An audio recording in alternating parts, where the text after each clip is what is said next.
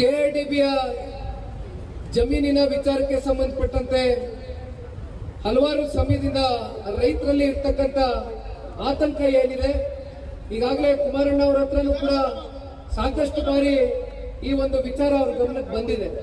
ಹಾಗಾಗಿ ಮುಂದಿನ ದಿನಗಳಲ್ಲಿ ನಾನು ಹೇಳ್ತಕ್ಕಂಥದ್ದು ಒಂದೇ, ಇವತ್ತು ರೈತರು ಅಂತಕ್ಕಂಥದ್ದನ್ನ ನಾವು ಮಾತಾಡಿದಾಗ ಎಲ್ಲೊಂದ್ ಕಡೆ ರೈತರ ಬಗ್ಗೆ ರೈತರಿಗೆ ಕೊಟ್ಟಂತ ಮಾತನ್ನ ಉಳಿಸ್ಕೊಂಡಂತ ನಿದರ್ಶನ ಬಹುಶಃ ಕರ್ನಾಟಕ ನಾಡಿನಲ್ಲಿ ಯಾವ್ದಾದ್ರು ಪ್ರಾದೇಶಿಕ ಪಕ್ಷ ಇದ್ರೆ ಅದು ಜಾತ್ಯತೀತ ಜನತಾದಳ ಪಕ್ಷ. ಮಾನ್ಯ ಕುಮಾರಣ್ಣ ಅವರು ರೈತರ ಸಾಕಷ್ಟು ಆತ್ಮಹತ್ಯೆ ಪ್ರಕರಣಗಳು ಪ್ರತಿನಿತ್ಯ ರಾಜ್ಯದಲ್ಲಿ ಕಳೆದ 3 ವರ್ಷದಿಂದ ಏನು ನಡೀತಾ ಇದೆ, ದೇಶದಲ್ಲಿ ಒಂದು ರಿಪೋರ್ಟ್ ಬಂದಿದೆ, ಒಂದು ವರದಿ ಮಾಡಿದ್ದಾರೆ.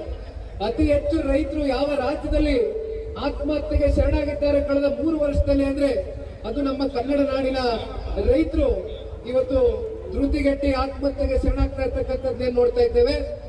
ಅಂತ ರೈತರನ್ನ ಉಳಿಸ್ತಕ್ಕಂಥದಕ್ಕೆ, ಅಂತ ರೈತರ ಬಾಳನ್ನ ಹಸನಗೊಳಿಸ್ತಕ್ಕಂಥದಕ್ಕೆ ಸನ್ಮಾನ್ಯ ಕುಮಾರಣ್ಣ ಅವರು ಮತ್ತೊಮ್ಮೆ ಈ ರಾಜ್ಯದಲ್ಲಿ ರಾಜ್ಯ ರಾಜಕಾರಣಕ್ಕೆ ಪ್ರವೇಶವನ್ನ ಮಾಡಬೇಕು ಅಂತಕ್ಕಂಥದ್ದು ಇದು ನಿಖಿಲ್ ಕುಮಾರಸ್ವಾಮಿ ಹೇಳ್ತಾ ಇರ್ತಕ್ಕಂಥದ್ದಲ್ಲ, ಇದು ಕನ್ನಡ ನಾಡಿನ ಪ್ರತಿಯೊಬ್ಬ ರೈತರ ಭಾವನೆಯೂ ಕೂಡ ಇವತ್ತು ಹಳೆ ಮೈಸೂರು ಪ್ರಾಂತ್ಯ ಅಷ್ಟೇ ಅಲ್ಲ, ಕಲ್ಯಾಣ ಕರ್ನಾಟಕ, ಕಿತ್ತೂರು ಕರ್ನಾಟಕ, ಮಧ್ಯ ಕರ್ನಾಟಕ ಸೇರಿ ಅನೇಕ ಪ್ರಾಂತ್ಯಗಳಲ್ಲಿ ಓಡಾಟ ಮಾಡಿದಾಗ ಕುಮಾರಣ್ಣ ಅವರು ರೈತರ ಸಾಲವನ್ನ ಏನು ಮನ್ನಾ ಮಾಡಿದ್ರು 25,000 ಕೋಟಿ, ಅದು ರಾಷ್ಟ್ರೀಕೃತ ಬ್ಯಾಂಕ್ಗಳಲ್ಲಾಗ್ಲಿ ಅಥವಾ ಸರ್ಕಾರಿ ಸಂಘದ ಬ್ಯಾಂಕ್ಗಳಲ್ಲಾಗ್ಲಿ ರೈತರ ಸಾಲವನ್ನ ಮನ್ನಾ ಮಾಡಿದಂತದ್ನ ರೈತರು ಇವತ್ತಿಗೂ ಕೂಡ ಅಂತ ಒಬ್ಬ ರೈತ ನಾಯಕ ನಮ್ಮ ನಾಡಿಗೆ ಅವಶ್ಯಕತೆ ಇದೆ, ಮತ್ತೆ ಅಂತವರ ಒಂದು ಆಡಳಿತ ಬರಬೇಕು ಅಂತಕ್ಕಂಥದ್ದೇನು ಚರ್ಚೆ ಮಾಡ್ತಾ ಇದ್ದಾರೆ.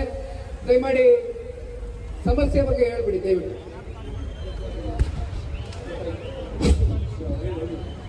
ಏನಿವತ್ತು ಜಾತ್ಯತೀತ ಜನತಾದಳದ ತಾಲೂಕಿನ ಇವತ್ತು ದೊಡ್ಡ ವೇದಿಕೆಯಲ್ಲಿ ನಾವೆಲ್ಲರೂ ಕೂಡ ಕಾರ್ಯಕರ್ತರ ಕೆಲಸ ಮಾಡ್ತಾ ಇದ್ದೀವಿ. ಈ ತಾಲೂಕಿನಲ್ಲಿ 20,500 ಹೆಕ್ಟೇರ್ ಪ್ರದೇಶದಲ್ಲಿ ದೊಡ್ಡಬಳ್ಳಾಪುರ ಭಾಗದಲ್ಲಿ ಇವತ್ತು ಈಗಾಗಲೇ 5,800 ಎಕರೆ ಕ್ಲೀನ್ ಸಿಟಿಗಾಗಿ ಜಮೀನನ್ನ ಕೆಡಿಬಿಯವರು ವಶಪಡಿಸಿಕೊಂಡಿದ್ದಾರೆ. ರಾಜಕಾರಣ ಪ್ರದೇಶದಲ್ಲೂ ಕೂಡ 2,000 ಎಕರೆನ ವಶಪಡಿಸಿಕೊಂಡಿದ್ದಾರೆ. ಇದಕ್ಕಿಂತ ಮುಂಚೆ ಭಾಷೆಹಳ್ಳಿ ಪ್ರದೇಶದಲ್ಲೂ ಕೂಡ ಸುಮಾರು 8,000 ರಿಂದ 10,000 ಎಕರೆ ಭೂಮಿಯನ್ನ ವಶಪಡಿಸಿಕೊಂಡಿದ್ದಾರೆ.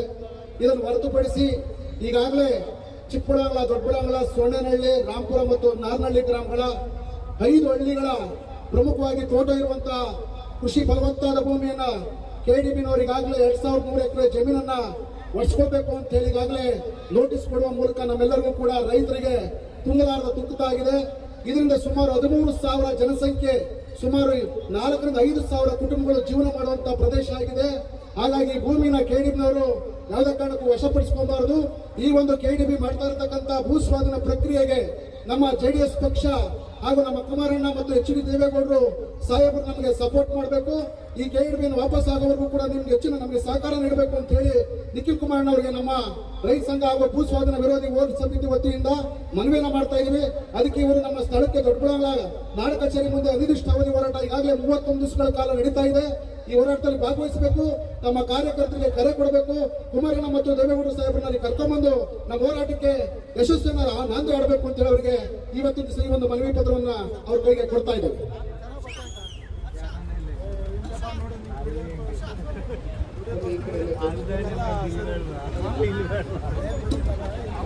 ನಿಮ್ಮ ಹೋರಾಟ ನಾಳೆಯಿಂದಲೇ ಸ್ಟಾರ್ಟ್ ಆಗಬೇಕು. ಎಲ್ಲರೂ ಬೇಕಾದಷ್ಟೇ ನೀವು ದಯವಿಟ್ಟು ಅಲ್ಲೇ ಒಂದು ಪರ್ಮನೆಂಟ್ ಶೆಡ್ ಹಾಕ್ಸಿ, ಜರ್ಮನ್ ಶೆಡ್ ಹಾಕ್ಬಿಟ್ಟು ಮಳೆ ಬಂದ್ರೆ ಏನಿಲ್ಲ, ನಾವೇ ಹಾಕಿಸ್ಬೇಕು. ನಮ್ಮ ಪಕ್ಷಕ್ಕೆ ಅಧಿಕಾರ ಇಲ್ಲ, ಕಾಂಗ್ರೆಸ್ ಬಿಜೆಪಿಯವರು ಏನೇನು ಸಹಕಾರ ಕೊಡಲಿ, ಜೆಡಿಎಸ್ ಶೆಡ್ ಹಾಕ್ಬಿಟ್ಟಿವೆ, ಊಟದ ವ್ಯವಸ್ಥೆ ಮಾಡ್ಕೊಡ್ತೀವಿ. ಅನಿರ್ದಿಷ್ಟಾವಧಿ ಹೋರಾಟವನ್ನ ಮಾಡಿದ್ರೆ ಈ ಭೂ ಸ್ವಾಧೀನ ದಯವಿಟ್ಟು ಕೈ ಬಿಡಿಸಬೇಕು ಹೇಳಿ ಮತ್ತೊಮ್ಮೆ ಮನವಿಯನ್ನ ಮಾಡ್ತಾ ಇದ್ದೀವಿ. ಜನತಾದಳ ಪಕ್ಷ ಇಲ್ಲಿಯವರೆಗೂ ಕೂಡ ಕಳೆದ 25 ವರ್ಷದಲ್ಲಿ ದೇವೇಗೌಡರು ಸಾಹೇಬರು, ಕುಮಾರಣ್ಣವರ ಸುದೀರ್ಘ ರಾಜಕಾರಣದ ಅವಧಿಯಲ್ಲಿ ರೈತರ ಪರವಾಗಿ ಹೋರಾಟ ಮಾಡಿಕೊಂಡು ಬದುಕಿ ಬಂದಿರತಕ್ಕಂಥ ಪಕ್ಷ. ನಾವೆಲ್ಲರೂ ಕೂಡ ಕೆಡಿಬಿಯ ಈ ಒಂದು ಅಕ್ವಿಸಿಷನ್ ವಿಚಾರವಾಗಿ ರೈತರಿಗೆ ಆಗ್ತಾ ಇರ್ತಕ್ಕಂಥ ಅನ್ಯಾಯದ ಬಗ್ಗೆ ತಾವಿವತ್ತೇನೋ ಒಂದು ಮನವಿ ಪತ್ರವನ್ನ ಸನ್ಮಾನ್ಯ ಕುಮಾರಣ್ಣ ಅವರಿಗೆ ನೀಡಬೇಕು, ಅವರ ಮೂಲಕ ಇದಕ್ಕೆ ರೈತರನ್ನ ಉಳಿಸ್ತಕ್ಕಂಥ ಒಂದು ಪ್ರಯತ್ನ ಆಗಬೇಕು ಅಂತಕ್ಕಂಥದ್ದನ್ನ ತಾವೇನು ನನ್ನ ಗಮನಕ್ಕೆ ತಗೊಂಡು ಬಂದಿದ್ದೀರಿ. ಇದು ಸನ್ಮಾನ್ಯ ಕುಮಾರಣ್ಣ ಅವರ ಗಮನಕ್ಕೆ ತಗೊಂಡು ಬಂದು ಇದರಲ್ಲಿ ಯಾವುದಾದ್ರೂ ಒಂದು ರೀತಿ ರೈತರನ್ನ ಉಳಿಸ್ತಕ್ಕಂಥದ್ದಕ್ಕೆ ಸನ್ಮಾನ್ಯ ಕುಮಾರಣ್ಣ ಅವರ ಕಡೆಯಿಂದ ಯಾವುದಾದ್ರೂ ಒಂದಷ್ಟು ಹೆಜ್ಜೆಗಳನ್ನ ಇಡಿಸ್ತಕ್ಕಂಥದ್ದಕ್ಕೆ ಎಲ್ಲ ದೊಡ್ಡಬಳ್ಳಾಪುರ ಕ್ಷೇತ್ರದ ಮುಖಂಡರು ನಾವೆಲ್ಲ ಕೂತು ಚರ್ಚೆ ಮಾಡಿ ಕುಮಾರಣ್ಣ ಅವರ ಗಮನ ಸೆಳೀತಕ್ಕಂಥ ಕೆಲಸ ಮಾಡ್ತೀವಿ. ಧೈರ್ಯವಾಗಿ ಧನ್ಯವಾದ.